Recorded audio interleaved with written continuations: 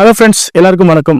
நம்ம இந்த வீடியோவில் ஒரு சுவாரஸ்யமான டாப்பிக்கை பற்றி பேச போகிறோம் நண்பர்களே. அது என்ன சுவாரஸ்யமான டாபிக் அப்படின்னு பார்த்தோம்னா, அவங்க எல்லாருக்குமே தெரியும்.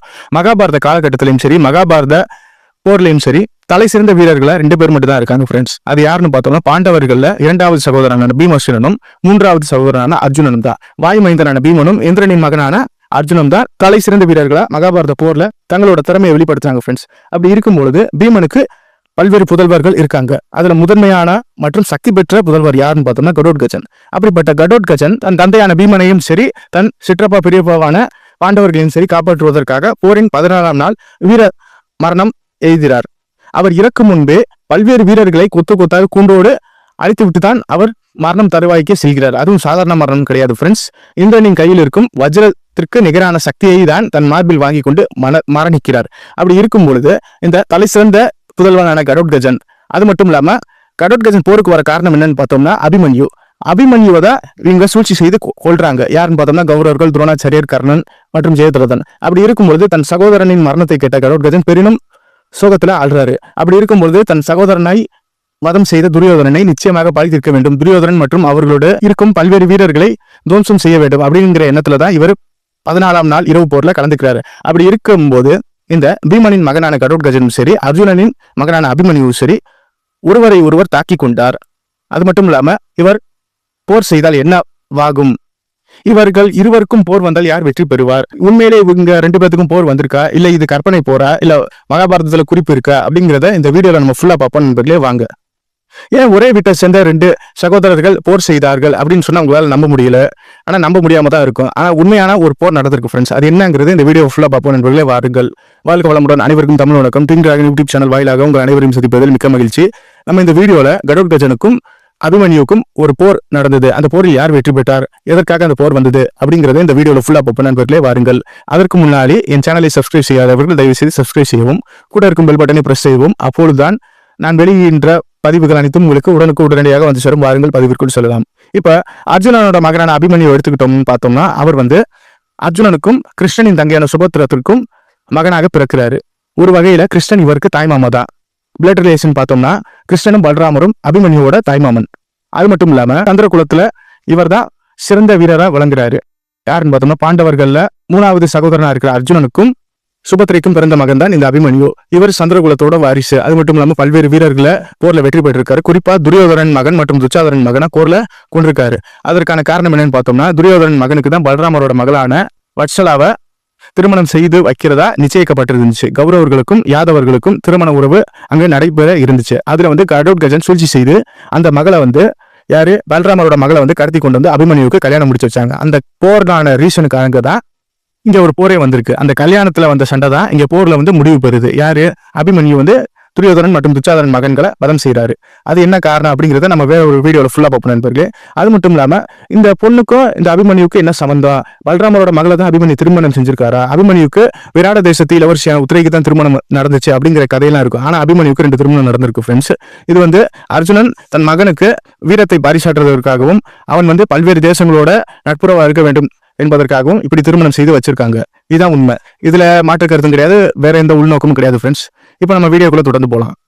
இப்ப அபிமன்யோட புகழை பத்தி பார்த்தாச்சு. அபிமன்யு 16 வயசுலேயே பல்வேறு வீரர்களை போர் செய்து சக்கர வியூகத்தை உடைச்சிருக்காரு. பல்வேறு வீரர்களை வெற்றி பெற்றிருக்காரு. துரியோதனன், துச்சாதனன், விகர்ணன், துரோணாச்சாரியார், பீஷ்மர், கர்ணன், சல்லியன், பூரிஸ்ரவஸ், சோமதத்தன், பகதத்தன் போன்ற எல்லா வீரர்களோட போர் செஞ்சு எல்லாரையும் மிரள வச்சிருக்காரு. அப்படி இருக்கும்பொழுது இந்த அபிமன்யு ஜெயத்ரதனான சூழ்ச்சி செய்து கொல்லப்படுகிறாரு. யார் கொண்டாரு பார்த்தோம்னா கர்ணன் தான் கூடுறாரு.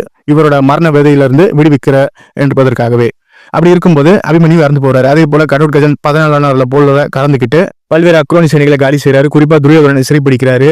கர்ணன் கடோத்கஜனை வதம் செய்யறாரு. இப்படியே போயிட்டு இருக்கும். ஆனா இந்த போருக்கு முன்னாடி இந்த அஞ்ஞாதவாசத்துல இருக்கும்போது, அதாவது பாண்டவர்கள் ஐவரும் தங்கள் யாருன்னே தெரியாம ஒரு அடையாளத்துல மறைஞ்சு வாழ்ந்துட்டு இருக்கும் பொழுது எதாச்சியா அங்க வனவாசத்துல இருக்கிற அந்த சமயம் வருது. எந்த சமயம் வருதுன்னு பார்த்தோம்னா, அந்த அஞ்ஞாதவாசத்துக்கும் வனவாசத்துக்கும் நடுவே ஒரு நாள் வருது. அப்போ எதர்ச்சியா அபிமன்யுவை சந்திப்பதற்காக அர்ஜுனன் யாதவர் குலத்தை சந்திக்க வர்றாரு. யாதவ குலம் எங்க இருக்குன்னு பார்த்தோம்னா அது துவாரகையில இருக்கு. துவாரகையில யாதவர்களையும் கிருஷ்ணன் பலராமர் அனைவரையும் சந்திச்சு நலம் விசாரிச்சு போறதுக்காக வர்றாரு. அவர் பாசுபதாஸ்திரம் பெற்றிருக்காரு. பெற்றுட்டு கிருஷ்ணனை சந்திக்க வருவதற்காக வர்றாரு. வந்துட்டு கிருஷ்ணனை பார்த்துட்டு நல்லா விசாரிச்சுட்டு போறாரு. அப்புறம் கிருஷ்ணன் சொல்றாரு, உன் பையனை நீ பார்க்க வேணாமா அர்ஜுனா அப்படின்னு சொல்லி கேட்கிறாரு. எதற்கு கிருஷ்ணா, நீ தான் பாத்துக்கிறல்ல, என் பையனை நீயே கேடையின் மாதிரி இருந்து தாய் மாமனுக்கு என்ன செய்யணுமோ செஞ்சுக்கிட்டுக்கு, அது மட்டும் இல்லாம ஒரு பையன் எப்படி வளருமோ அப்படி ஒரு கார்டியன் மாதிரி இருந்து ஒரு தகப்பன் ஸ்தானத்துல இருந்து நீயே வளர்க்குற கிருஷ்ணா, நீயே பாத்துக்க, போற வெற்றி பெற்று வந்து அபிமன்யு பாத்துக்கிறேன் அப்படின்னு சொல்றாரு. அப்புறம் அபிமன்யு சில திறமைகளை அர்ஜுனனுக்கு தெரியாம உபயோகம் செய்யறாரு. அப்புறம் அர்ஜுனனுக்கே தெரியுது இவன் தான் நம்ம பையன் அப்படின்னு சொல்லி. அப்பனும் மகனும் 2 பேரும் வந்து பாத்துக்கிறாங்க, பேசிக்கிறாங்க, தங்களோட அன்பை வெளிப்படுத்துறாங்க. அப்புறம் அபிமன்யுக்கும் அர்ஜுனுக்கும் ஒரு பாச பிணிப்பா அந்த சூழல் இருக்குது.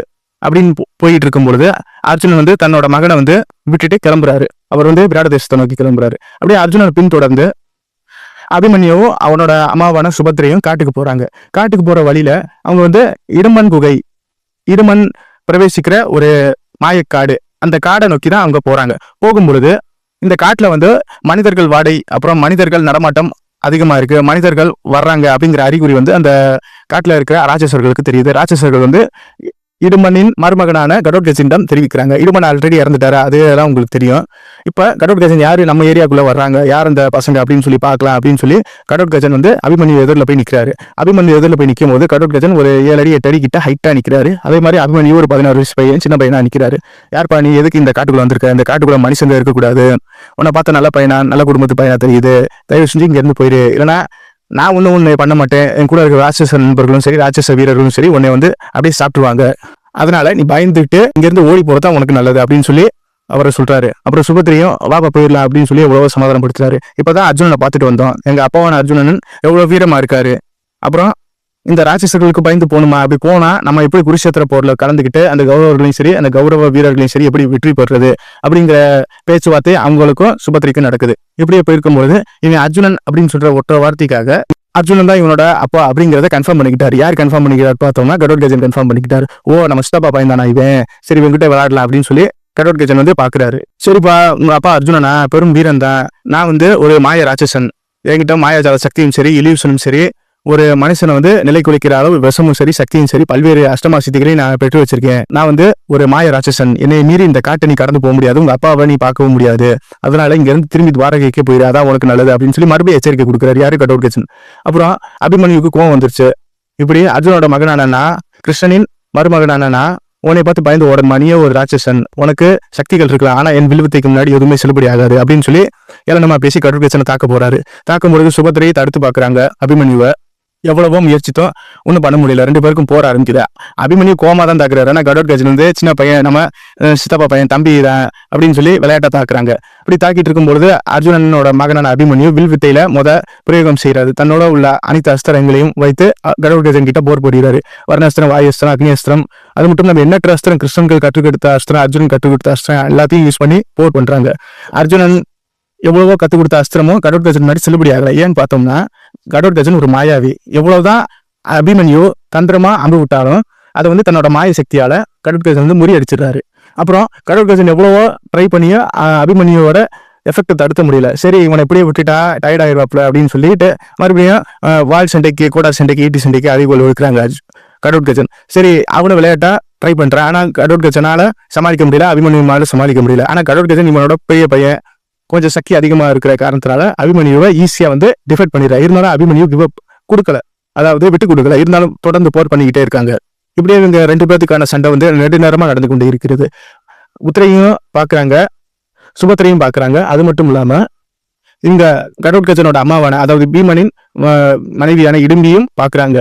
இப்படியே சண்டை நடந்துகிட்டே இருக்கு, இது என்ன பண்றது அப்படின்னு சொல்லி இடும்பி அமைதியா தான் இருக்காங்க. சரி யார் தான் வெற்றி பெறுவாங்க அப்படின்னு சொல்லி விளையாட்டு அந்த சண்டையை பார்க்கல அப்படின்னு சொல்லி இப்படியே நடந்து கொண்டே இருக்கும் பொழுது அபிமன்யுவை எப்படியாச்சும் நம்ம ஆஃப் பண்ணணும், ஏன்னா இவன் சண்டை போட்டுட்டே இருப்பான், இவனால நமக்கு தான் டைம் வேஸ்ட், இவன் அனுப்பிடுவோம் அப்படின்னு சொல்லிட்டு ஒரு மாய சக்தி அஸ்திரத்து மூலமா கடோத்கஜனை அபிமன்யுவை வந்து ஒரு மாய சக்தி மூலமா மூர்ச்சி அடை வைக்கிறாரு. அபிமன்யு மூர்ச்சி அடைந்துறான். அப்புறம் கோவப்பட்ட சுபத்திரை, அர்ஜுனனின் மகன் இப்படி விழுந்து கிடக்கிறானே, நான் அர்ஜுனனின் மனைவி என்பது உண்மையானால், இதுவரை சத்தியம் தவறாவது வாழ்ந்தது உண்மையானால், அது மட்டும் இல்லாமல் கிருஷ்ணனின் அருள் வாக்கு என்னிடம் இருப்பது உண்மையானால் அப்படின்னு சொல்லி அபிமன்யு கையில இருக்கிற வில்லை எடுத்து ஒரு மந்திரத்தை சொல்லி கடோத்கஜன் இப்பொழுதே மரணிக்க வேண்டாம் அப்படின்னு சொல்லி ஒரு அம்பு விடுறாங்க. அம்பு விடுறதுக்கு முன்னாடி கடோத்கஜன், தாயை மன்னித்து விடுங்கள், நான் தான் கடோத்கஜன், இவர்கள் என் தாயான இடும்பி, மேலும் பீமசேனனின் மகன் தான் நான், என் தம்பியோட சும்மா விளையாட்டாதான் போர் புரிஞ்சேன், நீங்க சீரியஸா சொல்லி என்னை இப்படி தண்டனை கொடுக்க பாக்குறீங்களே, நான் தான் அது அப்படின்னு சொல்லி மன்னிப்பு கேட்கிறாங்க. நீதானா அது, இப்படியா பண்றது, சும்மா விளையாட்டுதான், அம்மா பண்ணு இதெல்லாம் ஒன்றும் கிடையாது, இப்போ தம்பி எந்திரிச்சு அப்படின்னு சொல்லி ஒரு சொடக்கு போட்டு அபிமன்யு எந்திரிக்க வச்சுட்டாங்க. அப்புறம் எங்க அந்த ராட்சசன் அவனை இப்போ வீழ்த்தணும் அப்படின்னு சொல்லி அபிமன்யு சொல்றாரு.